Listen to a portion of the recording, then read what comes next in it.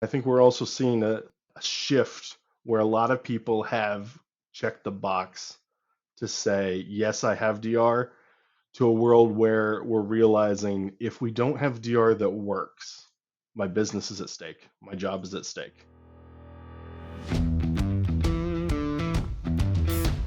Technology is transforming how we think, how we lead, and how we win. From InterVision, this is Status Go, the show helping IT leaders move beyond the status quo, master their craft, and propel their IT vision. Welcome back to our continuing series about data protection strategies using disaster recovery as a service, or DRaaS. I'm your host, Jeff Tunn. DRaaS itself is not new. It seems funny to say that, but it's been around for about 10 years or more. What is new is the ability to use public clouds like AWS or Azure for the replication target. Today, we are going to talk about the advances that makes this thing a reality and a couple of real world examples of using DRaaS to the cloud. For those who are weighing the decision of what target to use, we are also going to discuss some of the points you should consider in your decision. I am joined by Adam Scamihorn. Adam is the product manager at InterVision, responsible for, among other products, the DRaaS product suite. Adam has been involved in DRaaS almost since its inception. He started in the space as an engineer, which gives him a unique perspective as a product manager. Welcome to Status Go, Adam. Thank you for having me, Jeff. I'm really happy to be here, and I look forward to having this conversation. It's kind of fun to be thinking about this conversation today, Adam, because you and I have worked together in a couple of different ways that I'm going to touch on here in a minute. And I talked a little bit about your background already, but I'd love for you to share more about your career journey and what led you to your role as product manager in the data protection space. Sure. So, as you said, I did start my IT career as an engineer, and about 10 years ago, I started doing a lot of disaster recovery as a service related activities. Of course, back then, most of the DR I dealt with relied heavily on storage replication technologies and Mhm. required buying matching hardware for everything in production to be able to run your data center in that recovered state. I got to be involved with a lot of the improvements as things came along, and software defined DRaaS helped build a lot of the first iterations of what's become the modern evolved disaster recovery as a service solution. As DRaaS and resiliency overall evolved, so has my career, and I've gotten to use a lot of what I learned to help others architect and protect their individual environments. And for the last couple of years, I've had the privilege to build and update solutions and provide protection at an even wider audience. Well, as I mentioned, you and I have worked together. I've had the distinct privilege of working with you for almost 10 years, Hmm. first as a client and then as a coworker at Blue Lock and then InterVision. And I tell the story of our DRAS journey that we went through quite often. In fact, we have a webcast series on data protection strategies in which I tell that story, and that webcast series will be out sometime in Q3. You were a big part of that. I was the client, and you were one of the engineers that helped implement and provide the as a service. It's hard to imagine that this technology has now been around about 10 years. What changes in the DRaaS space have you seen in that time? Definitely. So, a lot's changed obviously in the last 10 years, and I mentioned how we've gotten more hardware agnostic. And when I first started doing disaster recovery as a service, the virtualization was really the big first change that really made a big difference. And with virtualization, you didn't have to worry about where your machines were running on necessarily the compute side of things. You did still have to worry about the storage side of things. So, what organizations were doing is they were duplicating their storage purchase. So, if you had an enterprise grade EMC storage array that all your machines were running on, you bought a second one and used that storage vendor's native replication to then replicate into another data center where you had purchased virtualization hardware that could run in a DR scenario, or to some kind of a hosting provider that allowed you to utilize that storage in a colo scenario. That made a big change initially in not having to buy like for like servers. But then the next thing that happened was software came in and made the storage agnostic. So instead of having to buy the same enterprise grade storage that I bought in my production data center, I could use software to capture what was actually happening on that storage and replicate it to whatever storage vendor I needed in a DR provider site. With software then taking that role, automation kind of came out of that. We started to see ways to automate virtual machine power on, start order, making sure that all of your prerequisites for every machine coming on were in place. And the networking, probably the biggest complexity and the most often forgotten complexity to disaster recovery, is making sure all the networking changes happen, whether that's IP addresses, DNS, and all of those things could be automated to bring up those workloads quicker and faster. And then with the advent of hyperscaled public cloud, moving that out of a second data center and into a lower cost cloud disaster recovery landing zone made a lot of sense for a lot of organizations. I can now replicate to incredibly cheap scaled storage and have the vastness of compute available to me when I need it in a disaster scenario, but not pay for anything powered on as we're doing disaster recovery to the cloud. Now, I've been in the disaster recovery space a little bit longer than you. I started in the space about 40 years ago, Uh-huh. back when we had to transport tapes to an offsite Oh data yeah. center to recover. But one of the things that I've seen in the last 5 years, and you touched on it just a little bit there in your response, is cloud. And Yeah. one of the things that has happened is the ability to use public cloud. So, what changed that enabled that technology? Well, the same technologies that originally came out and became that software defined replication between um, like to like hypervisors, such as VMware to VMware or Hyper-V to Hyper-V, began to build ways to basically convert machines into other hypervisor compatible modes. So as things became more hybrid cloud, things became more um, compatible there, it became very, very possible to quickly and easily do those machine conversions as Yeah. well as the software defined migrations. Definitely. Good question.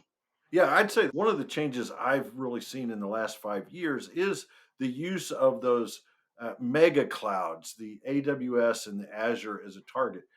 It seems like people have been talking about it for 5 years, but now it's a reality. And when you and I were talking a few weeks ago, you told a couple of success stories. And I love sharing with our audience, with our listeners, real life examples of how people use this technology to help protect their data. So, could you share those stories with us, Adam? Absolutely.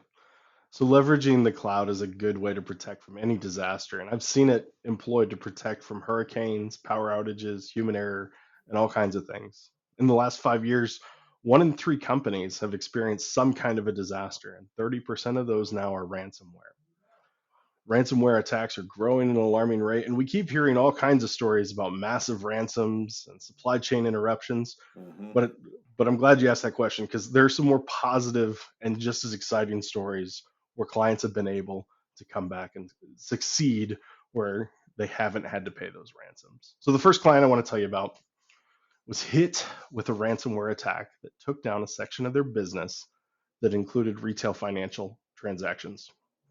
And while their data was encrypted by the attack, they'd already put in place immutable backup solutions and a process to migrate to the cloud with future plans to implement DRaaS.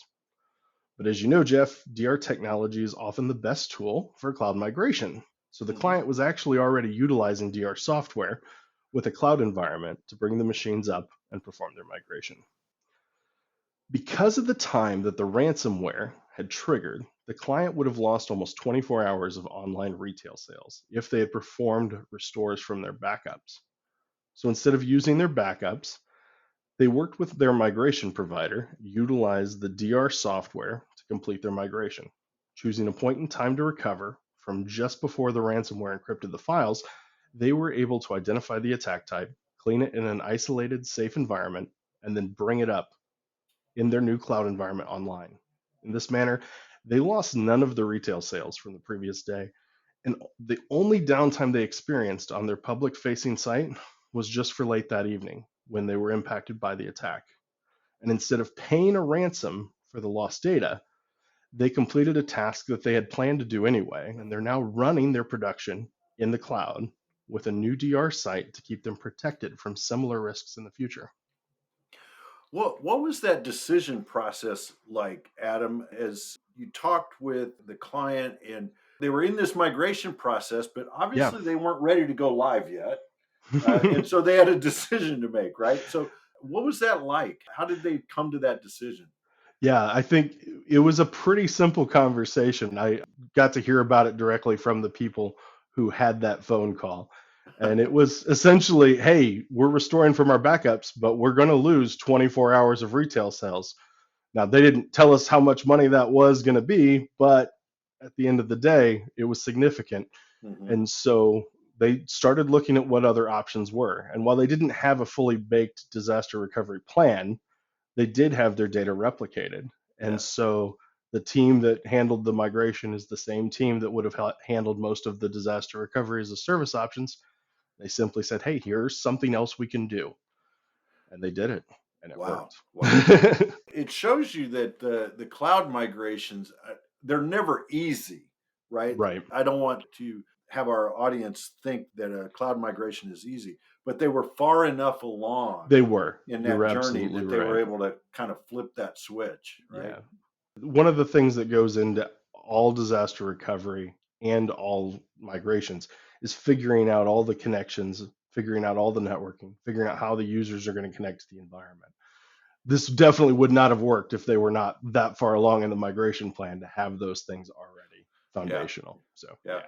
Well, and I can say from my own experience back in the day that while we didn't have a compelling event like a ransomware attack, we had gone with DRaaS initially and then decided we wanted to run our production in the cloud using an IaaS product and used the same DRaaS technology to replicate our production into a second data center and use that to run our operation. So the technology can work for both a data protection as well as migration into the cloud. So it's fantastic technology. Definitely. So Adam, tell us the other story because it's a Yeah, little bit different than that one. it is. It's a really cool situation because it kind of shows how flexible DRaaS can be when things don't happen the way you expect. Because you can test and you can test, but in a lot of situations, things are going to be unique. And so in this situation, the client was utilizing both on premise backups and had a solid DRaaS solution with a tested DR playbook.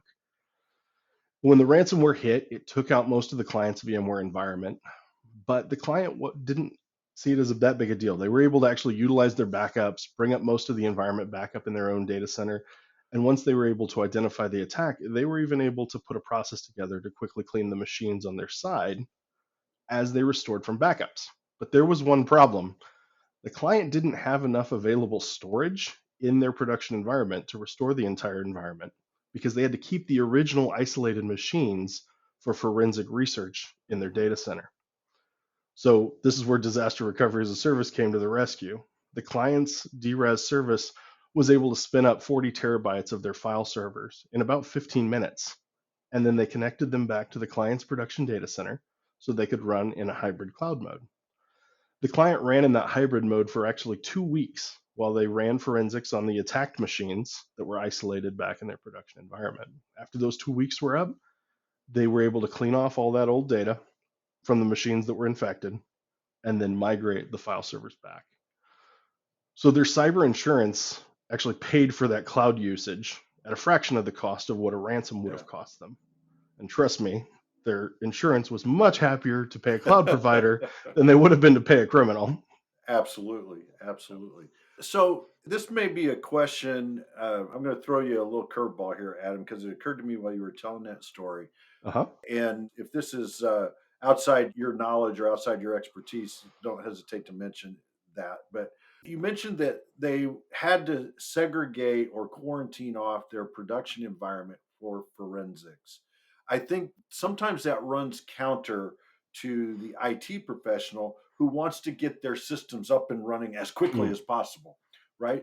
So, what's the benefit, or why do we counsel our clients when we're talking to them about these instances to take the time to segregate off that environment for forensics? How does that help them?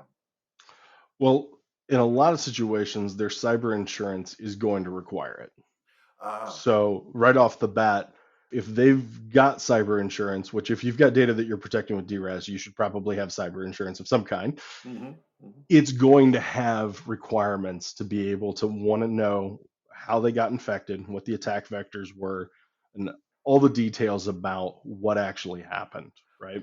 hmm And so when we build disaster recovery plans, we always work through all of the different possibilities about what the client is wanting to protect themselves with, whether that is ransomware, natural disasters, human error, all of those things that I mentioned before. hmm But we always want to have a plan in place if forensics are needed to not delete the original machines. hmm And so we isolate those, we make sure that nothing can get off of them from a network standpoint, but that the data is still there so that you can do the research needed to make sure that it doesn't happen again, but also your insurance company has the data that they need. Yeah. So that they can try to determine where it came from. I assume that that also helps with the cleansing process on the other copy of the data, right? It does, especially with ransomware. There's lots of different ways to clean ransomware off of machines, but identifying what it is and how it triggers is key. So there's two basic categories.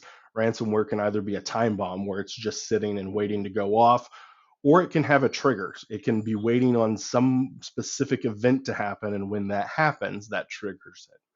Yeah. And so with a lot of these stories, and a lot of times when we see disaster recovery save someone from ransomware, it's its ability to go back in time before things are encrypted, isolate it, identify it, and then clean it. Yeah. Because if you can't do that, just going back in time isn't going to save you. If the file's Right. still there, it's just going to trigger again, right? Yeah. Yeah. So you've Be in got the to same have all boat. of those steps in place to make sure that you're able to clean that data. Well, thanks for sharing those stories, Adam. I think it's always important to hear real life examples. I want to back up in the process a little bit. Some of our listeners are probably contemplating this new approach to disaster recovery. What are some of the drivers that you have seen lead people to DRaaS?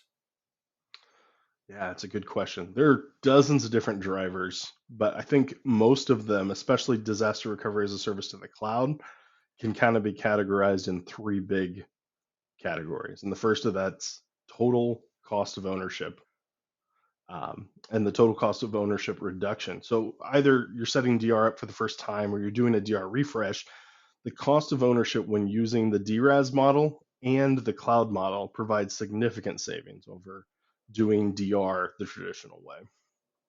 The second one is geographical diversity. So cloud providers can give clients access to world-class data centers all around the world.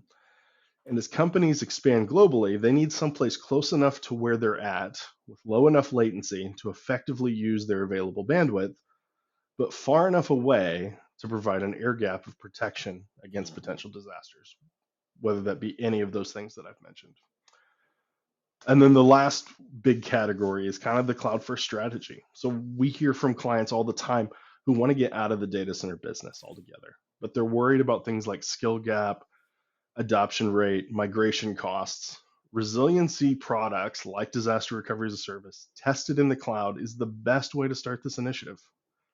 You get to see how your workloads run in a cloud environment, and you get to hone the skill of your own IT staff with the cloud to build up both the understanding and how to operate in that mode in an isolated planned test. And so that builds confidence and it helps you plan for the future of running those workloads in the cloud. When you were in the engineering team, Adam, and you were guiding clients through these tests. Did you use that as teaching moments with them as they were experiencing cloud? Was there that opportunity? Yes, absolutely, especially with testing those workloads in the cloud. Mhm. One of my favorite parts of being an engineer was showing others how to utilize the tools to help improve the way their environment run. And Jeff, you know this, you know from Goodwill's migration to the cloud, seeing the way the workloads ran in that environment, how easy it was, Mhm. how efficient it was, it became an easy story, and it's often an easy story to show those individuals working with you that the cloud is not a scary thing. It can be just as secure, just as powerful, if not more so Yeah. in a lot of ways. Yep. Yep. Excellent. Thanks. I just know because one of the roles that you had in the interim between It engineering and product management was client education, right? So I know was, you're yes, passionate about that. I am. And I also know because we were on the receiving end of some of that education Absolutely. over the years, and it helped us make the decision.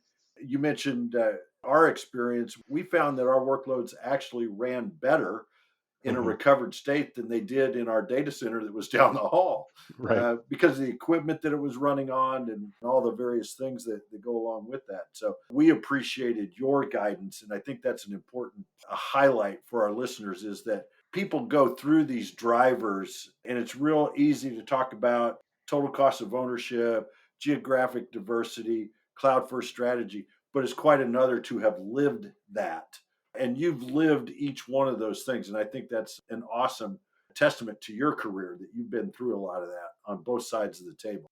Now, there's also, we talked about this a little bit ago, Adam, in Uh-huh. that over the last, call it 5 years or so, the reality of using the hyperscale clouds or the public clouds, however you want to label them, has become a reality versus hosted clouds. Typically, as you were mentioning, the hosted clouds are similar hypervisors, whether it's VMware, Hyper-V, and now you can choose to use the public clouds. What are some of the decision factors that you're seeing clients weigh to decide where their target for their replication is going to be? Yeah. So that cloud first strategy kind of plays a part is if the client has a goal in mind of in the next 5 years I want to be in AWS, in the next 5 years I want to be in Azure. Obviously, it makes sense to start looking at doing your resiliency, your disaster recovery, your backups into that environment so you can do exactly what I was talking about with kind of that driver. The other key, though, is speed. So, what's the total cost of my downtime? How fast do I need to be recovered in? And different cloud technologies can be faster than others. So, whether that's the same hypervisor or different hypervisor is going to make a difference in your speed to recovery. Mhm. If I am running my production workloads in VMware and I'm converting those workloads into a different hyperscaled cloud hypervisor, it's going to take a little bit longer for every one of those Mhm. machines to be converted. In most cases, it's a balancing act. What's Mhm. more important, the cost or the speed? And figuring out what the direction is that I want to go there. Disaster recovery as a service providers also offer different tiers of hot, warm, or cold recovery capabilities with all of Mhm. those destinations. So there's a range of speed, um, whether you're changing hypervisors or not. Mhm. Another thing that you want to look for in a solution with ransomware being such a large concern is immutability. So the word gets thrown around a lot, and all of the different technologies have different ways they approach that. But essentially, it just means that you can't change the data. Once it's Mhm. written, it's controlled by policy and it's read only. So that's hugely important for DR solutions that want to protect from ransomware as well. And have you seen, you mentioned that there's different tiers, Yep, basically hot, warm, cold, right? As you're looking at the speed to recovery, and the matrix on that is cost and speed, it is. like it is a lot in IT, right? You're, Yeah, you're it trading is. one for the other a lot of times. Have you seen customers mix targets? In other words, some of their workloads go to a hosted cloud because they're needed faster, and some go to a hyperscale cloud. Yeah, great question. Yeah, so a lot of times people will also mix destinations based off what is available and what the tools are in those different cloud destinations. Hmm. For instance, I've seen one client who utilizes a VMware to a private enterprise cloud VMware environment for their primary data center disaster recovery as a service. Hmm. But then they've got a VDI instance that they replicate and protect those desktop instances in AWS with AppStream because they Huh. don't pay anything essentially for all of those desktop licenses. If they were to run those in a traditional VMware Citrix environment, they would have to pay for all of those licenses to be up and running and ready. It's Hmm. much more costly. Now, the AppStream, when it gets spun up, is more expensive. You kind of think of it like a high deductible insurance plan, Yeah. right? Yeah. Yeah. But they pay very little when it's on standby. So in that instance, it made more sense for the client to run their production data center servers in a VMware powered environment that was much more private Hmm. than when it came to their VDI instances. That was a different decision. And so then those can be connected, just like I kind of described with that second story in that hybrid cloud Yeah. model where you build direct connections between those different clouds. So yeah, Yeah. that's just one example Yeah. that kind of came to the top of my head. But yeah, there are lots of different reasons why you might run different workloads to different clouds. Yeah. It's very That's an cool. excellent example. And I know there's also companies that are using the hyperscale clouds as kind of that, I'll call it compliance storage for some of their backups. And I know we're talking about DRaaS as a service, but backup as Sure. a service comes to play a little bit as well for those large amounts of data that you have to keep for compliance purposes, right? Right. Yeah, there's no way buying your own storage or even using a service provider with storage in a colo is ever going to get as cheap as what the big mega clouds are able to provide on their really cold archive storage Yeah. capabilities. So if you've got requirements to do that, rolling those things off to archive in the cloud makes a lot of sense. And we again have very similar examples where clients will run maybe a 2 month, 6 month in one cloud, and then they will roll those off for longer storage in For another cloud. another. Yeah. Yep, Yeah. that happens a lot. And with the technologies, it's again, I hate to say that something's easy because I know there's a lot of work that goes into it, but it's now a standardized process, which makes it repeatable, right? It is because the technologies have become so much more software defined and the automation is really click of the button. The solutions can get much more prescriptive. There's definitely not one fit for everyone, but when you look at what the needs are and when you look at where the solutions lie, it's definitely a lot easier to go in and say, hey, this is the best, smartest fit for the Mhm. technologies that you're running to achieve the goals that you need to achieve. Adam, you know, here on Status Go, we are all about action. We love to leave our listeners with a couple of things, concrete things that they can do tomorrow because they listened to us today. So, what are a couple of things that our listeners can do? Sure. So the first thing I'd say is test your existing DR solution. Bring, Mhm. we hear from clients all the time of, I think I've got DR or my data's replicated, but I've never run a test. So try and bring everything up and make sure your end users can utilize it. If you can't bring up your data center fully in a test, there's no way you're going to be able to do it when you're in a disaster state.